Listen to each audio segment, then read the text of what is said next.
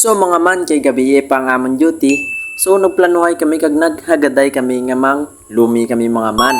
So jagli kami mang lumi sa may Tarambayan. Diyan lang mga man rapit sa may marina.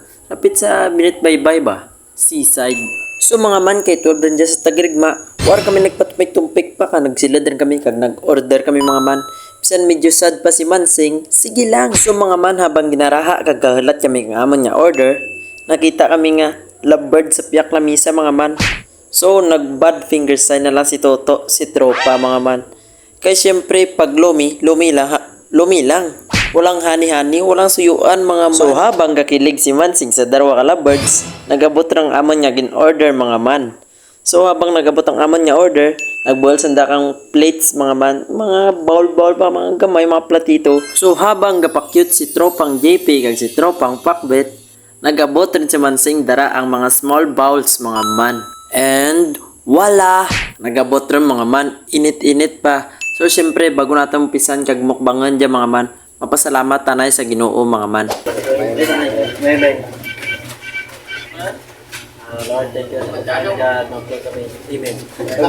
So mga man, matapos naman mag-pray ka magpasalamat kay Jesus sa pagkaan niya gintugro nakagdaan mapusog kami mga man. So ginbatahan ako ni tropa kay love na ako kang kalamansi mga man. Uy, salamat man, I love you. Syempre, kailangan natin magpasalamat kay Papa Jesus mga man. Kay wara kita kung wara tana mga man. Kailangan natin magpasalamat sa matagadlaw kay grasya na para natin yung makabugtaw kita mga man. Kag mga man, syempre dapat hindi lang ta puro pangayo, dapat mapasalamat man kita kay Papa Jesus dibla. Ang dapat every Sunday masimba kita, bisan hindi man required dra mga man. Kag para man mabinan mga sala natin nga naobra sa lupa mga man, kaya magpasalamat kay Jesus. Ay, busog man, busog. Suabe. Ayos. Kaya malam mo, ano gusto mo bala, nagkade mo sa namato dyan. Kaya punta dito ya, bigwasan ko kayo. So mga man, big thank you gali kay tita, kay syempre bisan sarado dad sanda kag gabato lang sanda kang take out. So ginpasilad na pa kami kag ginbato na kami mga man. So salamat kay tita kag by the way mga man, kung gusto niyo magagto dya sa namit yan da nga lumi mga man kag dasig lang mara mga man, di ka mo yawang kalat mga man. Kag mga man, ginasulit lang naman yan pag mawanay naman mga man. Kay maybe next week or next month uraan kami dyan mga man, sa ruwasan kami.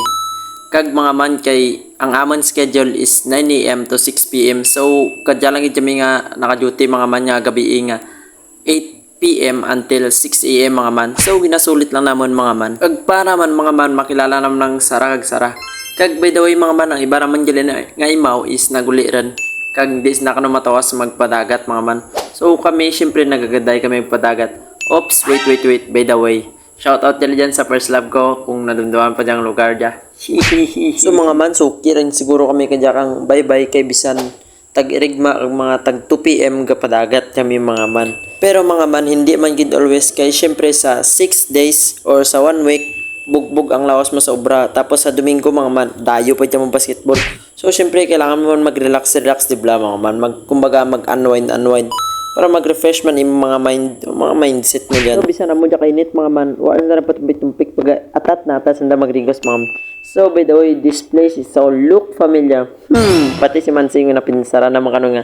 Do familiar gid mga man. Basta last year dyan mga man. So, as na dapat tumpik pa mga man. Nag-ubars na kabayo habang ang best friend ko nagbakal ka sa San Mig Apple. Diyan ako sa Gidli mga man, nagapasirong kag sanda tatlo atat mag-dive mga man. So habang ga-enjoy ang tatlo kalangoy-langoy kay syempre nabaw lang man mga man kag clear ang tubig mga man, ura ti masyadong nga alon habang to ang darwa sa Gidli. Kag mga man habang ginaganyak da ako magrigos. So waan pa tumpik mga man, naganyak na ako kag nagilis na ako bisan grabe ang init mga man kag nagdalaga na ako ang mga ipadali na ako pagto sa may dagat mga man, syempre para makaulir kami mga man. Kag mga man, sayang man ang pagkakataon kay syempre chance board na magrigos kag talagsa lang mara mga man kag dyan man sa dagat. So mga man, matapos naman ng few minutes nga tusmaw lima dito sa dagat. So kay si tropang JP wata na nagtusmaw mga man kay syempre siya naman bindi matakaan kay Binit Baybay man balay mo, syempre may bato di bla mga man. So mga man, makaging salamat sa paglantaw ng ating video. So di rin dyan maglawid mga man, jalaman dyan kitad mga man.